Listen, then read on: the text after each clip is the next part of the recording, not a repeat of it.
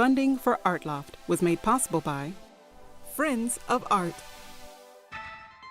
Hi, I'm Lolo Reskin, and from the studios at South Florida PBS, this is Art Loft.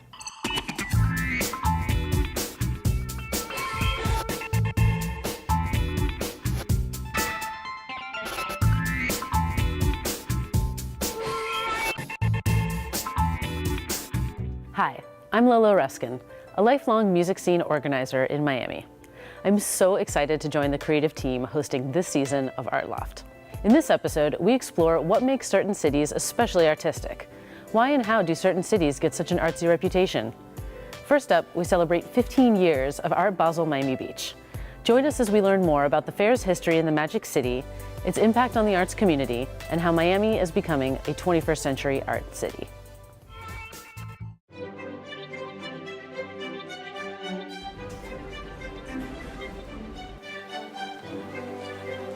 For many of us that have been art collectors in the community for decades, we had always gone to Art Basel, which originates, of course, in Basel, Switzerland. And we weren't really sure what was going to happen in Miami Beach. It was a big deal about how you would get people around Miami. So the fair actually worked with the county and Miami-Dade Transit to provide buses to shuttle people around Miami. Getting the convention center to believe that an art fair could have this much of an impact in the middle of our high tourist season was also a big sell. But in all cases, everybody came to the table ready to make sure that the event could be a success.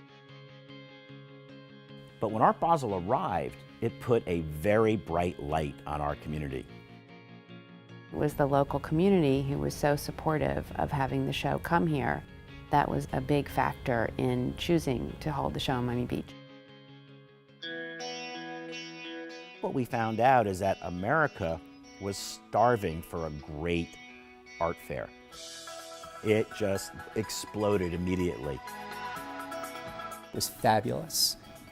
It was work that was sort of cutting edge and breaking boundaries and right up to date in terms of what was happening in the art world. I can kind of remember when I walked through Art Basel, I said, wow, what an educational gift to our community. Because you can go and experience anything from a Picasso to an up-and-coming artist.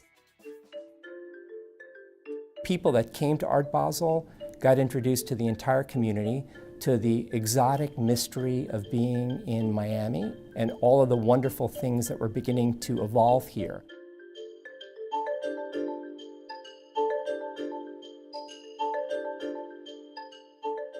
There were things happening on the beach, there were things happening on the mainland.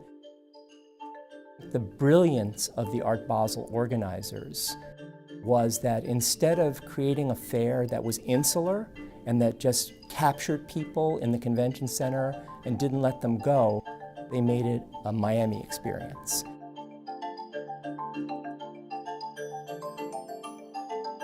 They've begun to make the fair spread its wings. So there is a public sculpture exhibition in Collins Park.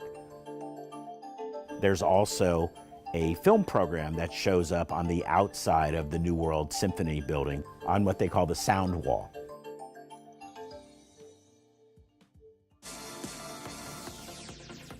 Art Basel Miami Beach is not like Art Basel, Switzerland. We're in Miami Beach.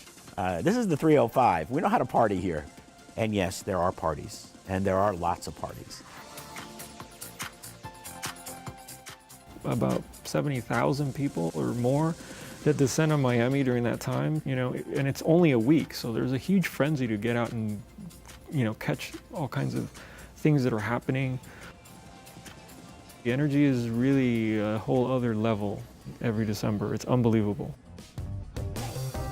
There's also a much more serious side to Art Basel, where you get to meet incredible artists, you get to meet incredible collectors, incredible curators. The fair has a tremendous international representation. So you can meet gallerists from every country in South America, every country in Asia, and just about every country in Europe. And how else would you get that opportunity? What used to happen is artists would grow up here, they would go to New World School, they would go to Dash, to the Design and Architecture Senior High. They would leave and never come back because there weren't enough opportunities here. What's happened now is Art Basel has allowed galleries to profit not just that month, but 12 months out of the year, and the same with artists. The attention they bring to our art community is unparalleled. We, in our greatest dreams, couldn't pay for the amount of attention you have to bring every international collector in the world in front of the eyes of your artist. One of the main reasons I moved back to Florida was because the art culture grew as a result of Art Basel, and it brought opportunities for artists. The international community comes here and connects with the artists and connects with the people in the scene and the curators and the directors, and they formulate an idea and take it back to where they're coming from, and they're able to maybe in the future put together a project, a collaboration, invite an artist, and that kind of traffic is what really opens up the city to be a true sort of arts city for the 21st century, and also the city as a city that's growing up. A world-class city attracts a world-class event like the Art Basel Miami Beach Fair. And so it's been kind of working hand in hand. As the fair grows and people respond to it and get to know our city really begins to feel differently about itself. And the people of the city begin to think, I do live in a world-class city. This is a very special place. Art Basel itself still remains a very, very strong art fair. What has changed are the amount of satellite fairs that happen around Art Basel. And I think this is wonderful because that allows a lot of emerging galleries to show their artists' work. Galleries who may not be able to get into Art Basel still have high visibility here. We're now calling it Miami Art Week because so much happens around it. Last year there were something like 36 satellite art fairs, and this year there are even more scheduled. I think that the success of the fair in Miami Beach was a surprise even to the Swiss owners. They have received a lot of love from the city of Miami Beach and from South Florida, and then the embrace by the visitors.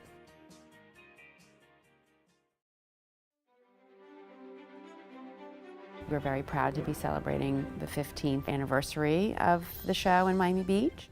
We will continue to make a strong art show, a very international one that might include additional galleries and visitors from other parts of the world that haven't visited before. In the next 15 years, the fair will simply continue to show the absolute best quality contemporary art that exists in the world, and we'll keep going. Happy 15th anniversary. Congratulations on 15 years, Art Basel. What a great ride it's been. I'd like to get ahead of the curve and wish them a happy 30th anniversary in anticipation of 15 more great years of this fair.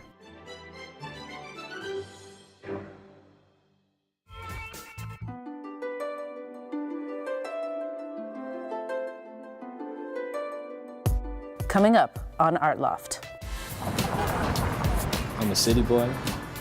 I love places like New York City and Chicago. What's up, brother? What's up? All right, all right. Whenever I end up landing in a different city or state, I want to understand the culture first. I want to understand the vibe. Tampa Public Media, WEDU, teamed up with students from a local college for a tour of downtown St. Petersburg's murals. Join us as we meet the artists behind the large-scale street art adorning buildings across the city.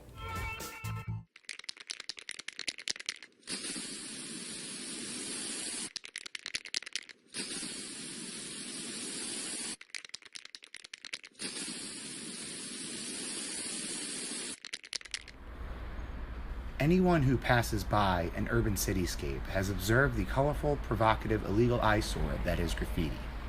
For years, this art form was considered a form of property damage. From a different perspective, graffiti walls, or murals rather, are considered a beautiful work of art. There was a time when murals were looked down on, or maybe misunderstood, or considered vandalism or graffiti. And there's definitely a big difference. There's artists, and then there's street graffiti writers. St. Petersburg, Florida, although already known as a city of the arts, wasn't accepting of this art form until 2010, when a spark ignited from a mural that was put up in an alleyway of the Central Arts District as a subtle form of artistic expression. One of One Customs on the 600 block. We got the first mural in the back of his shop. It was a Dr. Seuss, and the city wasn't really too happy about it because it was just so foreign, and that's really kind of what started it all. Over time, the city has utilized this rising art form as a way to facelift their community while creating a culture along the way. Culturally, St. Pete really wasn't like something that was too big, and it's just grown by allowing the people to express themselves in that fashion. I think we found that again, on several levels, murals can help our city at the very foundation level become an open-air art museum. People are now coming here to see the murals. We're doing mural tours. Over 100 bicyclists went on a bicycle tour of the murals one Sunday or Saturday afternoon. The murals help bring tourism. More importantly, the murals give the neighborhoods a sense of identity, and the neighborhoods then take care of those murals. And then businesses see areas that used to be in decline coming up because of the murals. I think people are recognizing that there's art on walls, and that's a method of creating some sort of attention to their business or their building. It's just an advanced form of communication, and it's a reflection of what life or living is all about. The Shine Mural Festival is a prime example of how this once plagued art form is now welcomed with open arms, creatively uniting a community and attracting a new generation of artists along the way. I believe some of the young artists gave input and actually said, hey, you could do this, you could bring in these amazing artists from all over the world and have this festival that will draw a lot of folks and draw a lot of positive attention. I fell in love with the leadership, I fell in love with the mission, and I fell in love with the vision. And those three things together allowed us to really come together. It's really unique that they're doing that here. The point of the festival also is to have other talents come into town. The other artists that came in, 123 Clan from Canada, muralists from Brooklyn, from Orlando, from Tampa. In addition to that, are local muralists here, such as Yala Ford. Another one of the most intelligent murals was painted by an artist here named Carrie Jadis, and it's a tribute to Tesla. This is a really good example of how the city teamed with young artists in our arts community and made something happen that was really special, I think, for our city. The festival has gained the city of St. Pete worldwide recognition for its diversity in art, while attracting new artists and business owners from all around the world to reside. But the crazy cool thing is, too, is people have migrated here, and their kids' are being artsy. I can't say that the art itself is solely responsible, but it is a destination now. Businesses are relocating here because it's a cool place to live and work and play. And those of us who live here see it becoming a vibrant, robust arts town that we want to be a part of. I think it shows that we're open-minded. I think it shows that we're arts inclined. Young aspiring artists that once would rather remain unknown now have been given the opportunity to publicly display their art, gaining them widespread recognition, collaboration opportunities, and future work from business owners.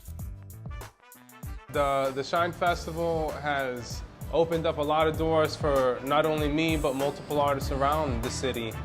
After the festival was over, the coolest thing is people start calling our office going, where can I hire a mural artist? Who now want to pay artists to put murals on their buildings, as opposed to 10 years ago, spray painting over what they did. It's happening, dude. It's like today alone, we got a call for 3 total separate murals right up and down the street. We asked for it, now we're gonna get it. It also brings St. Petersburg to the forefront internationally. A lot of artists that I know, they're just doing this to get initially on a community level recognized, and that's where a lot of the younger artists are coming up. You're a force to be reckoned with when your mural's 100 feet by, everybody's got to talk about it because there it is. Although the festival is now over, 17 new murals commissioned by festival organizers remain, joining other new non-Shine murals and dozens more preceding them, turning the city of St. Petersburg into their own concrete canvas. I was hoping that it would become this. And I'm quite sure it will be a yearly fixture. What if Salvador Dali was here at 18 years of age? Would we welcome him? I think we have some more Salvador Dalis living right here in our city, and let's encourage them.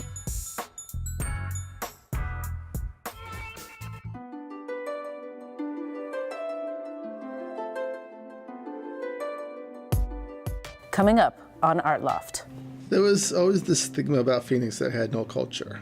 Being from New York, when I first moved out here, it was hard to find. It was always there, it's just very hard to find. Alonzo Williams Jr. is a street photographer based in Houston. Through his portrait series, Everyday Strangers, Williams explores and documents the wonder of what he calls the human library. Houston Public Media tags along as Williams meets and engages with strangers on the streets of this Texas city.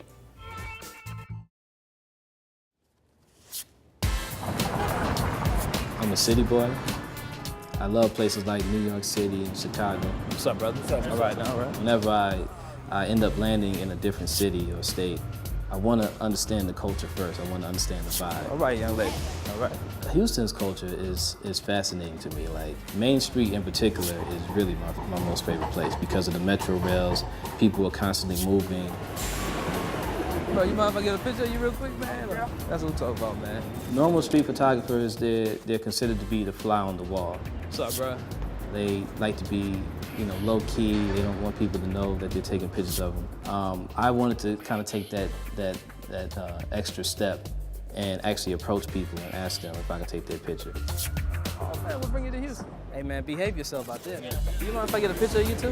We'll meet you the same spot, 3 o'clock. I'll be out here. Come a little bit closer for me. I've been working on the project for 2 years now.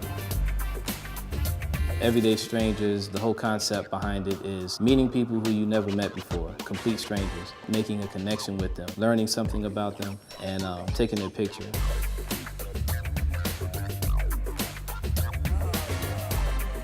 Be on social media. I realized that a lot of people have a lot to tell. They have stories. Likewise. But it's hard for people to kind of let those stories out when they don't have the proper outlets. So what I do is I offer that outlet to them by approaching them first, asking them questions. Both artists? Yeah. What kind of art you do?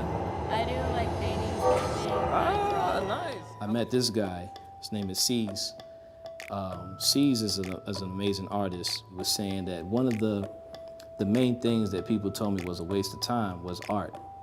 And he said, well, that was just fuel to the fire. Something as simple as that, like, hit me hard because it was a lot of moments when people told me, like, you wasting your time. Are you making money off this? If you're not making money, you're wasting your time. And it's kind of like, but I love doing this. This is like something I'm passionate about. Since I've started the project, I probably have a total of maybe 300 plus stories and between 500 to 600 photographs of just random strangers. Everyone to have somebody to talk to every once in a while. And I think that helps us get through the day, Like, we have all these thoughts rambling, we overthink them. But when we have that right person to talk to, it's like, you get like this release, I love coffee shops, To me, that's like the best place to unwind, and that's normally where I go upload my photos at. And I'm not really much of a book reader. I love books, but I'm very, particular about them. I always see people as those books, Houston is a very diverse city. One of the main things that I'm trying to project with Everyday Strangers is to reveal our similarities, but then the beautiful part of our differences as well. I'm the tallest man in Texas. Take a look, man. Oh, wow. Can I get you out here? Can I take a picture of you out here? Well, I don't think having differences are bad. I think that's actually a good thing. To be unique is great. I'm a cartoonist. But knowing that we're all unique is even greater. Bertie, you've been all over the place, man. I used to have a club on 6th Street in Austin. What do you not do, man? And one last time.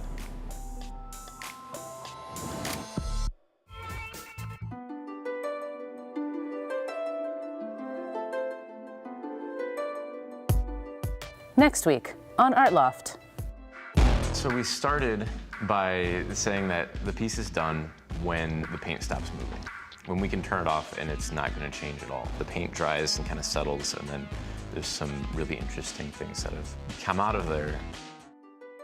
Arizona PBS introduces us to Hugo Medina, an artist exploring the idea of old versus new through the changing landscape, architecture, and politics of his favorite city, Phoenix.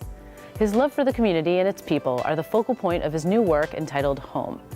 His primary inspiration is a simple yet important idea. What is home and what makes it a home? Let's take a look. Art gives a place a soul. What better than to be walking down the street and see artwork instead of just a plain beige building? You know, life is better in color than in black and white. My name is Hugo Medina. I was born in La Paz, Bolivia. I grew up in New York, and I've been living in Phoenix since '98. 15 years ago, I moved to Phoenix. I was chasing my heart. There was always this stigma about Phoenix that had no culture. Being from New York, when I first moved out here, it was hard to find. It was always there, it was just very hard to find. Because when I moved here, downtown, you went downtown after 5 o'clock and it was a ghost town. There was nobody around. Nothing was open. People were walking in the streets and people were afraid to walk in the streets. And then you have the few activists, few people that believed in downtown Phoenix stayed there and fought the good fight to give it, make it a destination, give it a place, give it a soul. So if artists usually go where it's cheap. They go in there, they start creating artwork. They start, and then people will follow the artist because it gives a destination a soul. So they would go downtown to look at the murals. People use murals as backdrops for photo shoots, and the more people you have interacting, businesses are attracted to it. Because like, oh, there's people down there, we should open a restaurant. And then restaurants starting opening up. And as restaurants starting opening up and retail start coming in, people are like, oh, we need places for people to live downtown. So now we have all these residences that are popping up. It's a vital part of any economy, any downtown or any neighborhood. The arts brings people together. Murals are artwork for the people, by the people. The murals and public art takes art that only a select few are privileged to seeing or can see it and gives it to everybody to enjoy and be a part of. You could look at my murals and you could see the similarity between my mural work and my canvas work. The murals, even though they're more community-based and I try to bring people together, which is what makes the mural special, is almost like getting everybody coming in for a cause that's bigger than ourselves. And we come in and we leave something for everybody to experience and enjoy. The paintings for me are more of a diary of how I'm going through things, more personal. I start with an idea or a concept or even image, and then I don't outline it, I don't draw it on the canvas, I just pick a spot and start from the center. Like all life evolves from the center, okay? And it works its way outwards. My paintings do that. I start from a certain location, I just let it grow and build. And it changes as it goes along, and I just keep building up to it and let the painting have its own life. I wanted to capture the changing face of Phoenix. One of my goals was to have a show at Monarch, one beautiful gallery downtown. And last year they gave me that opportunity. The whole series is questioning what is home. We have modernization, we have old buildings, new buildings. I have paintings with new Phoenix and old Phoenix going against each other. I started questioning all that, and this series, being a part of it, started evolving with what is home. Like some of the paintings are of buildings that, historic buildings that were here that got torn down at the James Madison Hotel. Historic building that's been part of Phoenix, part of history, got torn down for a parking lot.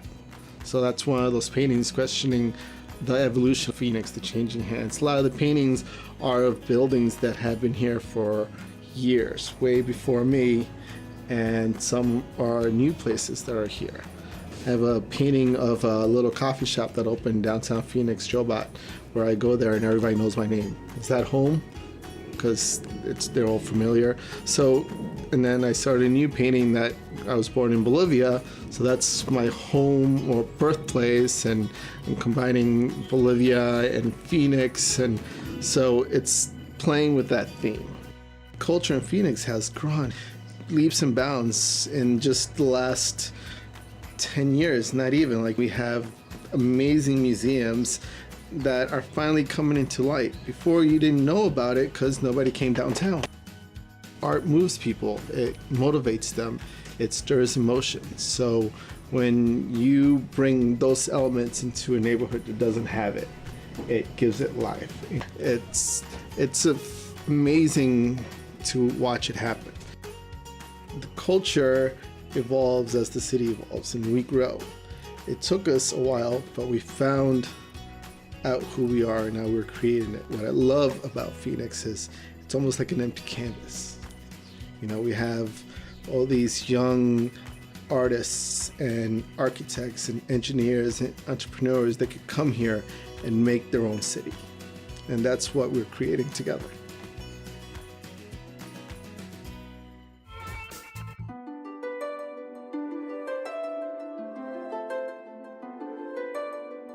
Thanks so much for joining us on Art Loft. Connect with us on social media at Art Loft SFL and watch us anytime on the PBS app by selecting WPBT2 as your local station. For Art Loft, I'm Lolo Reskin. See you next time.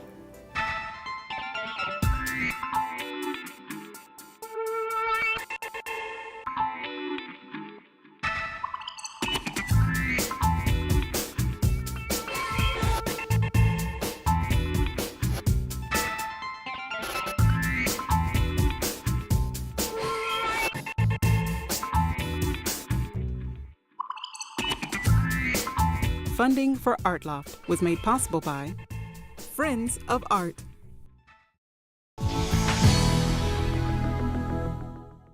Was so supportive of having the show come here. That was a big factor in choosing to hold the show in Miami Beach. What we found out is that America was starving for a great art fair. It just exploded immediately. It was fabulous. It was work that was sort of cutting edge and breaking boundaries and right up to date in terms of what was happening in the art world. I can kind of remember when I walked through Art Basel, I said, wow, what an educational gift to our community.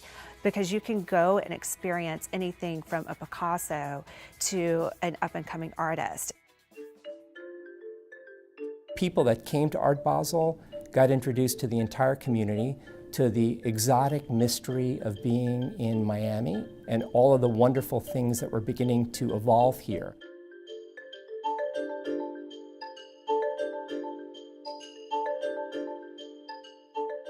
There were things happening on the beach, there were things happening on the mainland. The brilliance of the Art Basel organizers was that instead of creating a fair that was insular and that just captured people in the convention center and didn't let them go, they made it a Miami experience.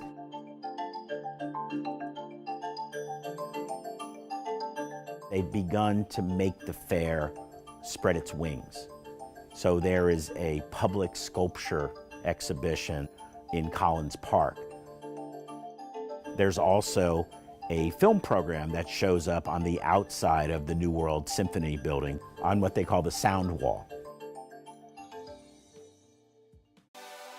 Funding for Art Loft was made possible by Friends of Art. Hi, I'm Lolo Reskin, and from the studios at South Florida PBS, this is Art Loft.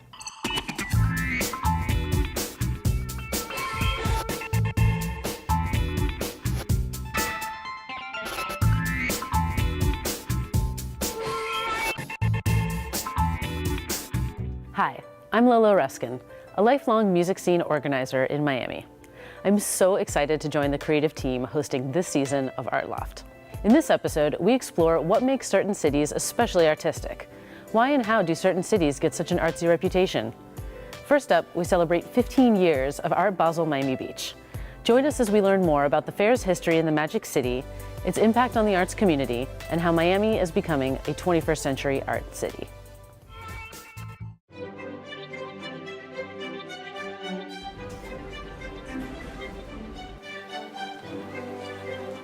For many of us that have been art collectors in the community for decades, we had always gone to Art Basel, which originates, of course, in Basel, Switzerland. And we weren't really sure what was going to happen in Miami Beach. It was a big deal about how you would get people around Miami. So the fair actually worked with the county and Miami-Dade Transit to provide buses to shuttle people around Miami.